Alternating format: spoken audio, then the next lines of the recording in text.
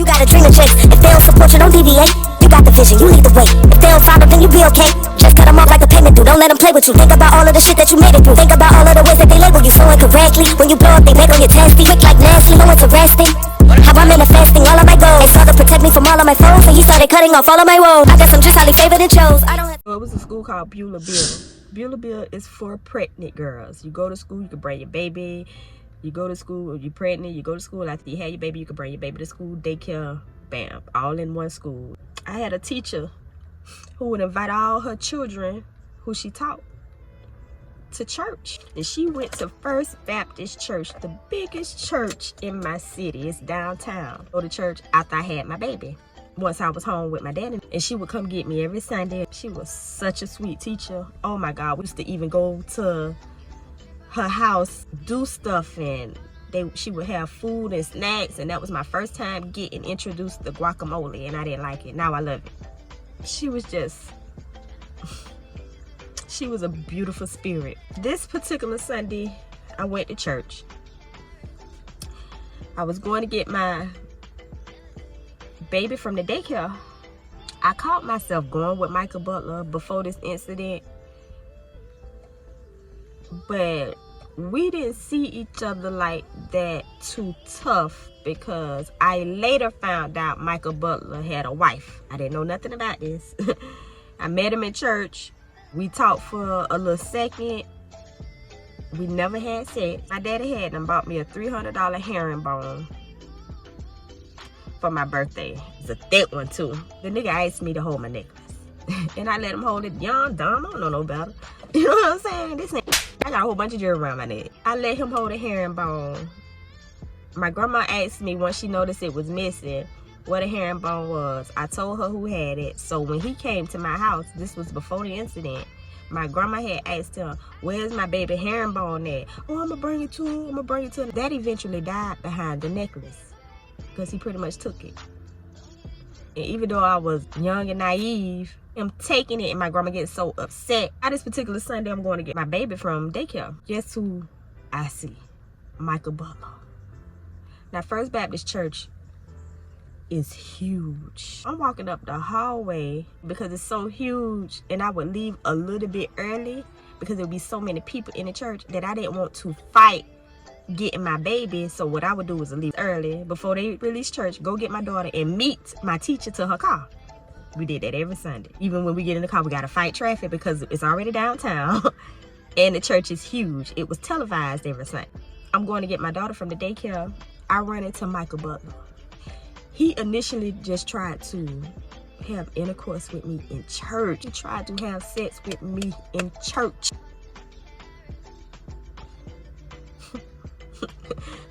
Nah, baby, this ain't that type of party. I was brought up in church. The first time I prayed to God, I got my prayers answered. I know God. I have a relationship with God. You're not finna have sex with me in no church. Nah, I was 15. Do you know he raped me in church? I can remember what I had on. It was Easter Sunday that this happened. I remember what I had on, and it was an Easter dress, my first short Easter dress that my grandma went and bought on her own. And I couldn't believe it because it wasn't inappropriate. That's just something my grandma didn't do. And it was so cute. It was checkerboard, a soft light green and white. It was adorable. The area that I was walking to go get my daughter from daycare was already secluded, but the area that he pushed me in, nobody would have known we was back there. Nobody could hear me saying, stop, no, please, stop, no, please, stop, no, because the church was so big and everybody was still in church. Why I allow so much without telling nobody? I can understand the people who threatened me why I didn't tell. But why I didn't tell on this nigga? But I didn't. I didn't tell. And you know when I found out I was pregnant? My grandma on my mama's side dreamt of freshwater brim fish. And she asked me, was I pregnant? And I told her, yeah, because I knew I was, because my period was missing and I was growing. I'd been through that. So this time it's not a confusion. Not until my people found out I was pregnant for a second time did I tell what happened. They then proceeded to call my teacher, the police, and made a report. Called the teacher, she came over. He eventually went to jail, pled guilty, got 5 years probation, 300 and something hours of community service, womp, womp, womp, and is registered right now. To this day, you can look him up, Michael Butler, as a pedophile. That was all he got. While I'm 15 years old, I got a whole baby, another baby that I kept. So now I'm 15 with 2 children. My first daughter, I call her my affectionate one. Oh my God. Nobody's like her. My second daughter, I used to call her my golden child, but I no longer. Because the ones you uphold the most be the ones that disappoint you the worst. My third baby, I call her my love child because I actually laid down, made love to her daddy, and had her at the age of 18. At 18, I had 3 kids. At 18, I had 3 kids, and I had years of mental malfunction that I was dealing with while raising my 3 kids. That with being said, raising my children, taking care of them, seeing about them better than grown people do today. I couldn't braid, but I made sure they had clean, neat ponytails. If it wasn't but 1, 2, or 3 of them, they was always clean and neat. If I didn't have money to wash clothes, I would be stomping clothes in the bathtub, making sure my children had clean clothes to put on their butts. Wringing them out with my hands, putting them all over my apartment to air dry, putting them in the microwave for 1 to 2 seconds, taking it out, shaking the steam off so they won't burn, putting it back in. I'm a professional at that because I done did it for so long with my own children. Opening the stove, putting the towel down, putting clothes on top of it, flipping them over.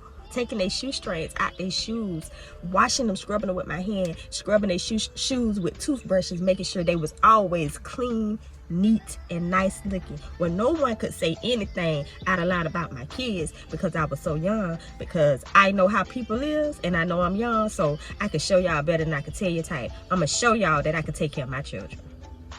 And that's what I did to the best of my ability.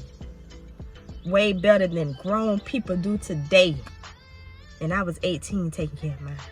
When I had my first daughter, my daddy came to the hospital. And he felt it necessary to voluntarily tell me that he used to pimp my mama. He set that in stone and up here. At that time, I had no time to think about it. I didn't understand why he told me, but I never forget it. Not until I got of age. Matter of fact, maybe about 3 years ago, I started thinking a lot of my mama, friends, family, people she left me with was messing me over. You know where my mind went? My mind went to the place of, was my mama pimping me out? Was she allowing these people to do these things to me for a piece of change? And what y'all don't know is, my mama was a stripper. She danced. My mama danced. Everything in me for years keep telling me she let them do that to me. She knew they was doing that to me because a lot of if you don't let me do it to you, I do it to your mama came from her people in Georgia, came from her side of the family. Why would they say that? Did she tell them that to say that? Like, everybody knew I was crazy about my mama, including her. It's hard for me to believe that she didn't have her hands in that. It's hard for me to believe my mama did not have her hands in that because it happened so much from people she left me around. She left me with. She used to send me to Georgia too for $1. The pastor of my grandma's church, my mama, she was money hungry. When me and my sister told her that the pastor was doing things to us or did things to us and she didn't believe us, I believe she did believe us. I believe, honestly, she was messing with the pastor. I believe She allowed the pastor to mess with us for $1, for a coin. I really, truly, sincerely believe that with everything in me. I believe that. If I'm wrong, Lord, please forgive me. I hope I'm wrong. I pray that I'm wrong. I want to be wrong. Trust me. I honestly believe it. Because some of them comments kind of confirm. One of the newer comments from this man, and he was telling me about church hurt and the people in the church, they knew this, that, and the third. It brought me all the way back to that comment brought me back to my grandma. Did she know? Yeah, she knew. It's been too many confirmations in my comments that was meant for me to see. Yeah, she knew. That man say them people in the church be knowing, they be covering up. I don't understand that. I don't understand that to save my life. Something got to change. Something got to give. So what I'm about to do is stir up some. You know when you mess with it, it starts stinking. That's what I'm about to do. The Lord took my mama when I was 8, right?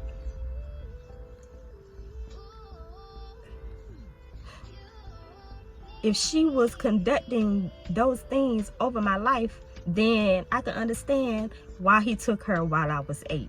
I mean, I see some. It's a lot. It's a lot.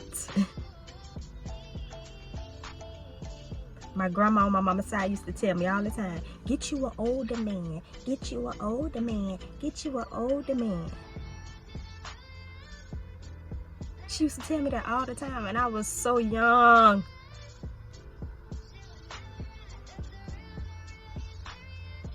But she would always entice me to be with someone older. And that's where it started. Me being with older people on my own will. Started with my grandma telling me I should get me an older man because they provide, they take care of you, they this, they that. But you was sending an older man to mess with me. See, all of that is coming together. All them puzzle pieces are starting to fit together snugly. You're gonna encourage me to go to get me an older man. You're sending the pastor to your house where your grandchildren at, and he feeling and touching all over them and leaving the money. Hello?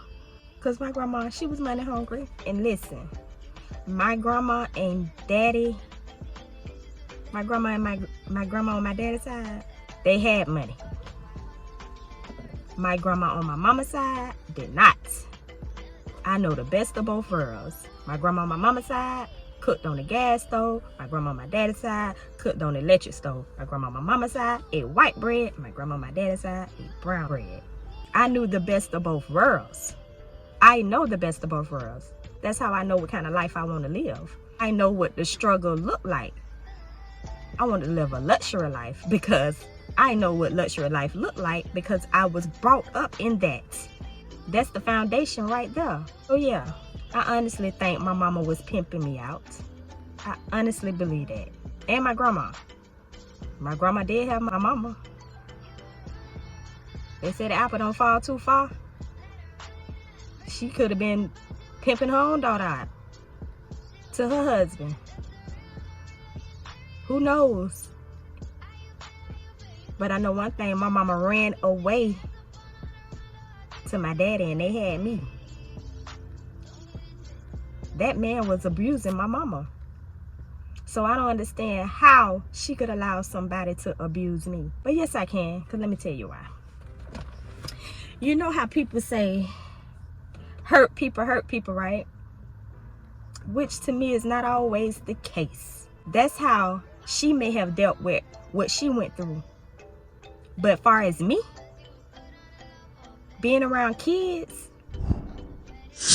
number one, I love children and children loves me. Trust me. I am the person because I have endured so much of that crap in my life. I would sit back. It could be your daughter. It could be father and daughter, uncle and niece, granddaddy and granddaughter, mama and daughter, niece and auntie, grandma and granddaughter. I don't care who it is. I sit back and watch people, how they handle children, how they touch children, how they pick children up. Once the child is in the person's arm, I'm watching where they put their hands at. That's me. That's what it done to me. It made me want to protect every child under the sun. That's what it did for me. Because my mind would not never go in a direction where they say, oh, that's why they... Nah, baby. Not here. Not here. You will not title me as that, because that's not what I am. I don't play the radio. Do you hear me? I don't care who you are. You got children around you. I'm watching. I'm watching. I always have and I always will. And if it's anything I see I don't like, I'm going to approach. And then the law is going to get involved. Period. I don't care who it is.